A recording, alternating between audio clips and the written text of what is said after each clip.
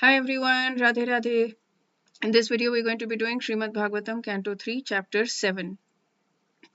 So I've been listening to these Srimad Bhagavatam series. I've just kind of started it, and it's just absolutely wonderful. It's in Hindi, and they're talking a lot about the pre-Bhagavatam. They haven't started the Bhagavatam exactly. It's 158 episodes, each about an hour. It's a long, long project, but I'm determined to do it. It's so beautiful.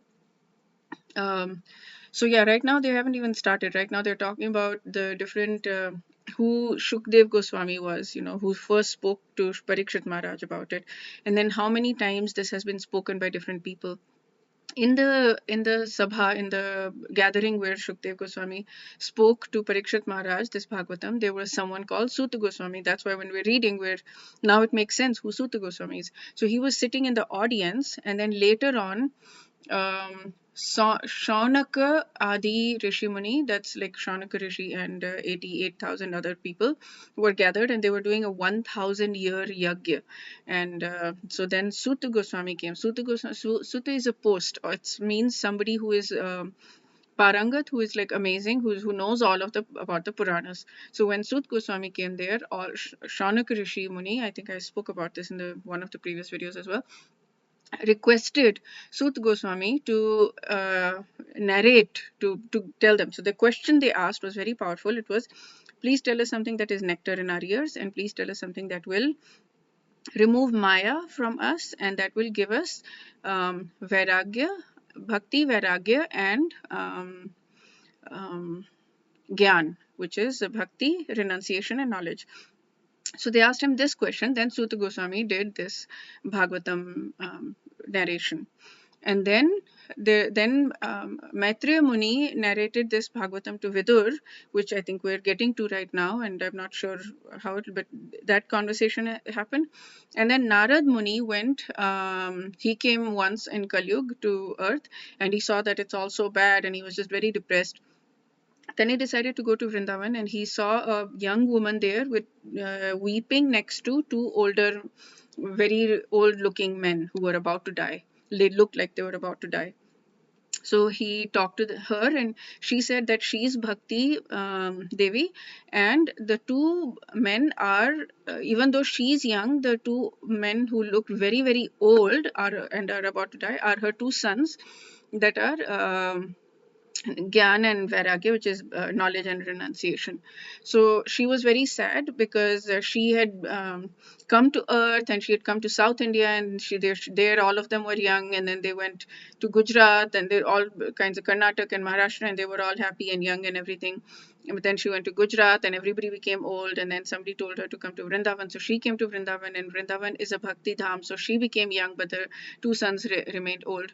So they aren't able to, well, if they weren't able, so she was like, I want to go back. I can't live here. And Narad Muni was like, no, please don't go back. What will happen to the people on earth if you go back? He said, let me find the solution. So there was an Akashvani, like this voice from the sky saying that you do the Satya things, and you do some Satya activities, and they will come back. And he did all kinds of Ved Path and Bhagavad Gita and all kinds of things, and they didn't come back. They didn't revive. So then he decided to go to ask Rishi Muni. So he went somewhere, and there he met Sanak Adi Rishi Muni, and he asked them, what should I do? And they said, oh yeah, we know what to do. Let's do the Bhagavad Gita. So they did a jaikar. They decided to do it in Haridwar, and they did a jaikar where they invited everybody. Anybody could come. Anybody who wants to hear can hear, these kinds of things. So they just make this huge announcement. So they made this huge jaikar, and Bhakti Devi and her two sons, Gyan and Vairagya, knowledge and renunciation, they heard it from Vrindavan, and they got enough strength, Gyan and Vairagya, to get up and come to Haridwar.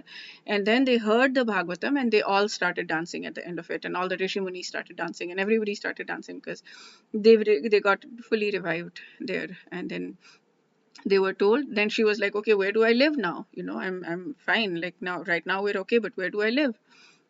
They said that you live in the hearts of devotees, and then she has the ability to invite Bhagwan, right? And to call Bhagwan. Whenever she invites Bhagwan, Bhagwan will come.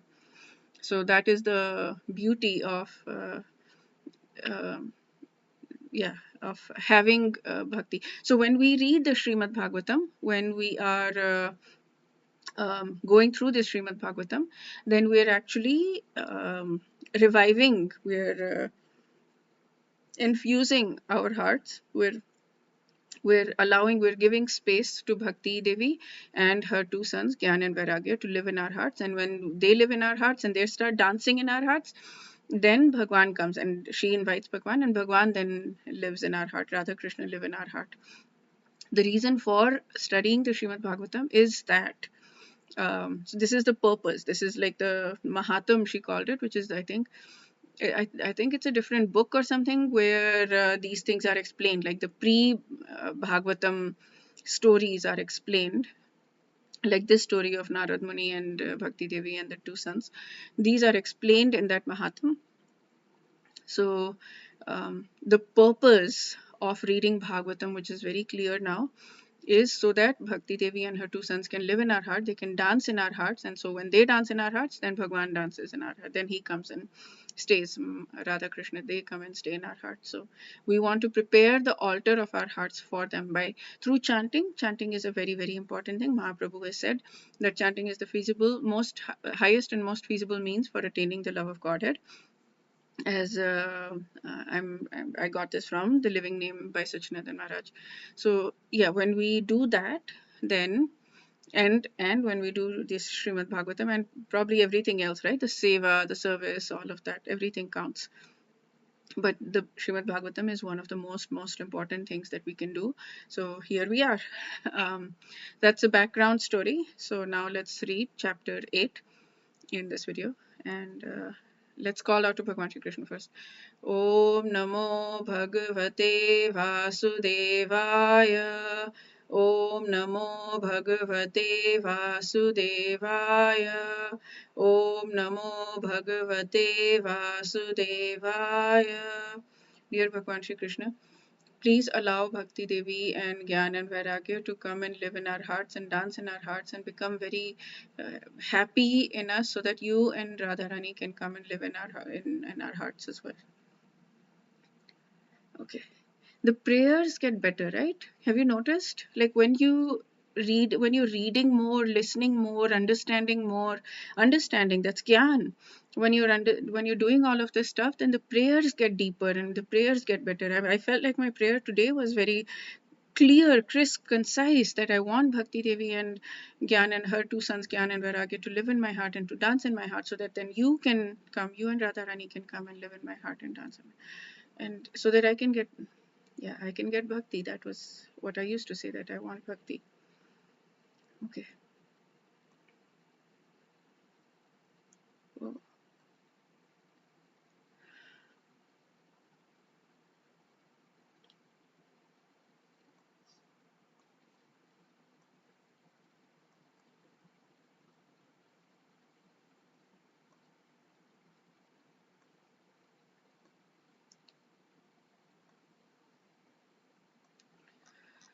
okay. So, chapter 8, Manifestation of Brahma from Garbhodakshai Vishnu. Text 1. The great sage Maitreya Muni said to Vidur. Now, this is the conversation between Maitreya Muni and Vidur. The royal dynasty of King Puru is worthy to serve the pure devotees because all the descendants of that family are devoted to Bhagwan. You are also born in that family, and it is wonderful that because of your attempt, the transcendental pastimes of Bhagwan are becoming newer and newer at every moment.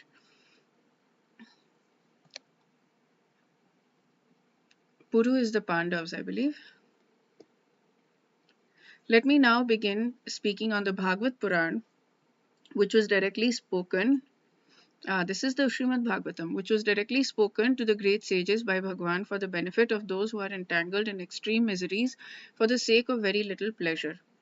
So all we need to do, like literally all we need to do in order to purify our hearts, is just keep listening to this over and over again. That's it. That's doable, isn't it? I mean, chanting with a pure heart, offenselessly, that's much more difficult, it seems like. But listening to the Bhagavatam, and then we just keep listening. So what I have started to do, what I do is my mind wanders everywhere, and it's always negative, and it's always ruminating and overthinking, and it's negative, about like this person did this, or this person did this, or this person was wrong and I'm right in this way, and all of that bullshit. Sorry, pardon my French.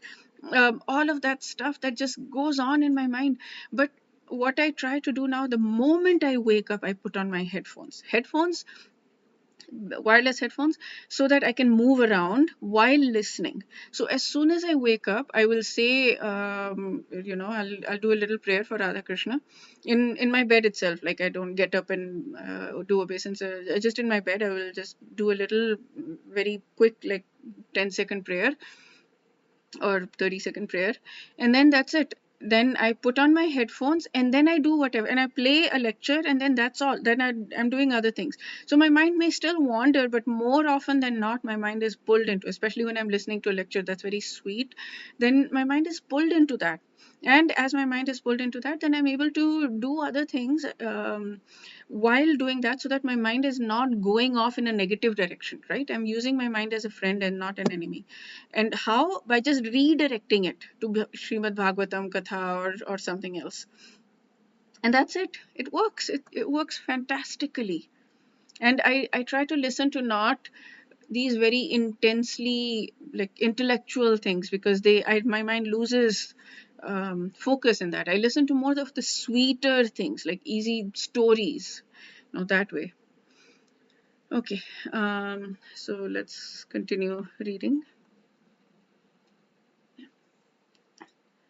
3. Some time ago, being inquisitive to know, Sanat Kumar, the chief of boy saints, accompanied by great sages, that's Sanat Adi Rishimuni, accompanied by great sages, inquired exactly like you about the truth regarding Vasudev, the supreme, from Lord Shankarshan, who is seated at the bottom of the universe. Shankarshan, okay. At the time, Lord Shankarshan was meditating upon his supreme Lord, whom the learned esteem as Lord Vasudev, but for the sake of advancement of the great learned sages, he slightly opened his lotus-like eyes and began to speak. Text 5. The sages came from the highest planets down to the lower region through the water of the Ganga, and therefore the hair on their heads was wet. They touched the lotus feet of the Lord, which are worshipped with various paraphernalia by the daughters of the serpent king when they desire good husbands. 6. The four Kumaras, headed by Sanat Kumar, who all knew the transcendental pastimes of the Lord, glorified the Lord in rhythmic accents with selected words full of affection and love. At the time, Lord Shankarshan, with his thousands of raised hoods, began to radiate an effulgence from the glowing stones on his head.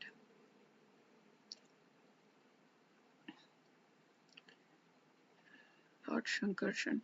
7. Lord Shankarshan thus spoke the purport of Srimad Bhagavatam to the great sage Sanat Kumar, who had already taken the vow of renunciation. Sanat Kumar also, in turn, when inquired by Sankhyayana Muni, explained Srimad Bhagavatam as he had heard from Shankarshan. 8. The great sage Sankhyayana was the chief amongst transcendentalists, and when he was describing the glories of the Lord in terms of Srimad Bhagavatam, it so happened that my spiritual master Parashar and Brihaspati both heard him. Okay, so Sankhyayana. So Sanat Kumar heard it from Shankarshan, and then when Shankarshan was speaking, then Sankhya Muni also. No, Sanat Kumar then explained it, then recited it to Sankhya Muni, who then recited it to Parashar and Brihaspati. 9. The great sage Parashar, as aforementioned, being so advised by the great sage Pulastya, spoke unto me. Then Parashar Muni spoke to Maitreya Muni, the foremost of the Puranas, Bhagavatam. I shall also describe this before you, my dear son, in terms of my hearing, because you are always my faithful follower. 10. At the time when the three worlds were submerged in water, Garbhodakshai Vishnu was alone, lying on his bedstead. The great sage Ananta, which is Lakshman or Balram, although he appeared to be in slumber in his own internal potency, free from the action of external energy, his eyes were not completely closed. 11. Just like the strength of fire within fuel wood The Lord remained within the water of dissolution, submerging all living entities in their subtle bodies.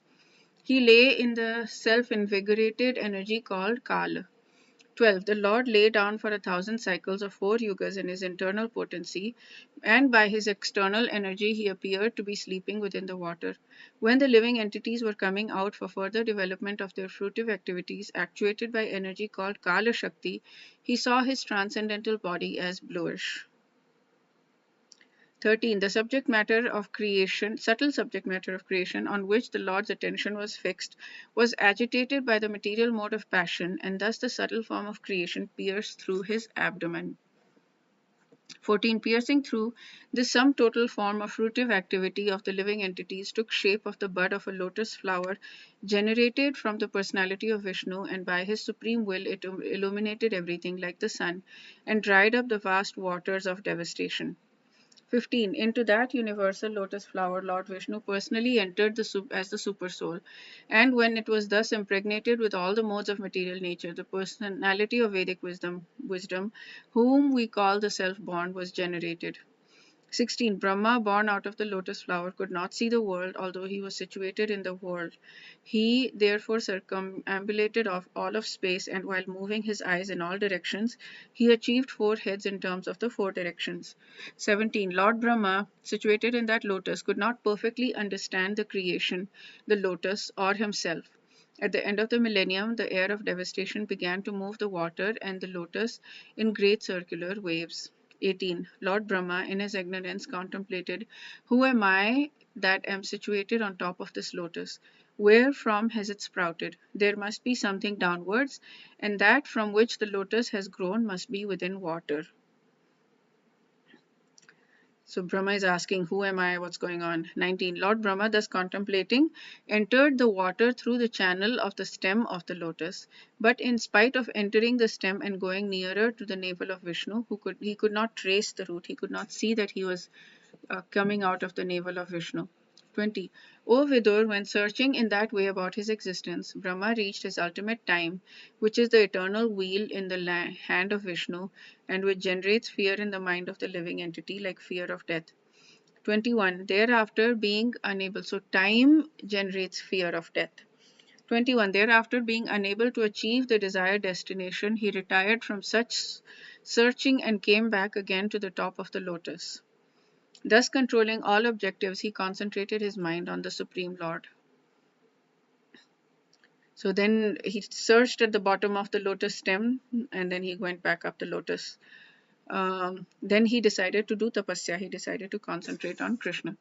22. At the end of Brahma's 100 years, when his meditation was complete, his 100 years is not our 100 years, by the way. His one day is God knows how many. It is a whole thing, and I don't remember the numbers. But yeah, it's a whole huge number of human years.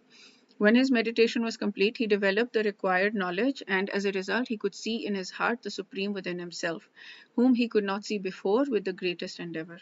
So he did 100 of his years of meditation, and then he could see Bhagwan in his heart. 23. Brahma could see that on the water there was a gigantic lotus-like white bedstead, the body of Sheshnag, on which Bhagwan was lying alone. The whole atmosphere was illuminated by the rays of the jewels bedecking the hood of Sheshnag. Oh, and that illumination dissipated all the darkness of those regions. So it wasn't the effulgence of Bhagwan's body that dissipated the darkness, it was the jewels on the hood of Sheshnag. 24. The luster of the transcendental. There you go. The luster of the transcendental body of the Lord mocked the beauty of the coral mountain. The coral mountain is very beautifully dressed by the evening sky, but the yellow dress of the Lord mocked its beauty. There is gold on the summit of the mountain, but the Lord's helmet, bedecked with jewels, mocked it. The mountains, waterfalls, herbs, etc., with panorama of flowers seemed like garlands, but the Lord's gigantic body, his hands and his legs decorated with jewels, pearls, tulsi leaves, and flower garlands, mocked the scene on the mountain. I wonder what coral mountain this is. 25. His transcendental body, unlimited in length and breadth, occupied the 3 planetary systems, upper, middle, and lower. His body was self-illuminated by unparalleled dress and variegatedness, and was properly ornamented. 26. The Lord showed his lotus feet by raising them. His lotus feet are the source of all awards achieved by the devotional service free from material contamination. Such awards are for those who worship him in pure devotion.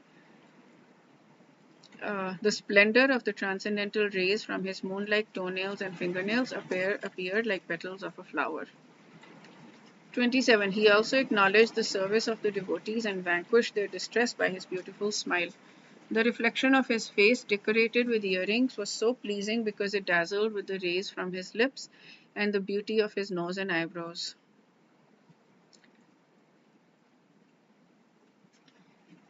28. My dear Vidur, so this is what we want. We want him to vanquish our distress with his smile, with his beautiful smile. 28. O my dear Vidur, the Lord's waist was covered with yellow cloth resembling the saffron dust of the Kadamba flower, and it was enriched by a well-decorated belt. His chest was decorated with the Srivatsa marking and a necklace of unlimited value. 29. As a sandalwood tree is decorated with fragrant flowers and branches, the Lord's body was decorated with valuable jewels and pearls. He was the self-situated tree, the lord of all others in the universe. As a sandalwood tree is covered with so many snakes, I didn't know a sandalwood tree is covered with many snakes. So the Lord's body was also covered by the hoods of Ananta. Ananta is Sheshnag. 30. Like a great mountain, the Lord stands as the abode for all moving and non-moving living entities. He is the friend of the snakes because Lord Ananta is his friend. As a mountain has thousands of golden peaks, so the Lord was seen with thousands of golden helmeted hoods of Ananta Nag, and as a mountain is sometimes filled with jewels, and so also his transcendental body was fully decorated with valuable jewels. As mountain is sometimes submerged in ocean water, so the Lord is sometimes submerged in the water of devastation. Okay. 31. Lord Brahma, thus looking upon the Lord in the shape of a mountain, concluded that he was Hari, Bhagwan. He saw that the garland of flowers on his chest glorified him with Vedic wisdom in sweet songs and looked very beautiful. The flowers glorified him with Vedic wisdom in sweet songs. He was protected by the Sudarshan wheel for fighting, and even the sun, moon, air, fire could not have access to him. 32. When Lord Brahma, the maker of the universal destination, thus saw the Lord, he simultaneously glanced over creation. Lord Brahma saw in the lake in Lord Vishnu's navel, and the lotus flower, as well as the devastating water, the drying air, and the sky. All became visible to him. So he's looking at I think Garbhodakshayi Vishnu. He's not looking at Krishna Bhagwan, he's looking at Garbhodakshayi Vishnu right now. 33, who is an expansion. He's the first Purush. There are three Purushes, Garbhodakshayi Vishnu, Krishna Vishnu, and Karnodakshayi Vishnu. I think that's the three orders. So there are three Purushes, and he's looking at Garbhodakshayi Vishnu, and how he comes also is a whole lineage. Lord Brahma, thus being surcharged with the mode of passion, became inclined to create, and he's surcharged with the mode of passion. Therefore, he is creating, and after seeing the five causes of creation indicated by Bhagwan, he began to offer his respectful prayers on the path of the creative mentality. Okay, so that's it for this video. We'll do chapter 9 in the next video. Wish you a day filled with lots and lots of bhakti. Lots and lots of bhakti Devi, and my life is forever changed. No, I'm not only going to be saying bhakti now, I'm going to be saying bhakti and gyan and vairagya in your heart, and wish that they dance in your heart. Then they invite Radha and Krishna to dance in your heart. Wish you a beautiful day. Radhe Radhe.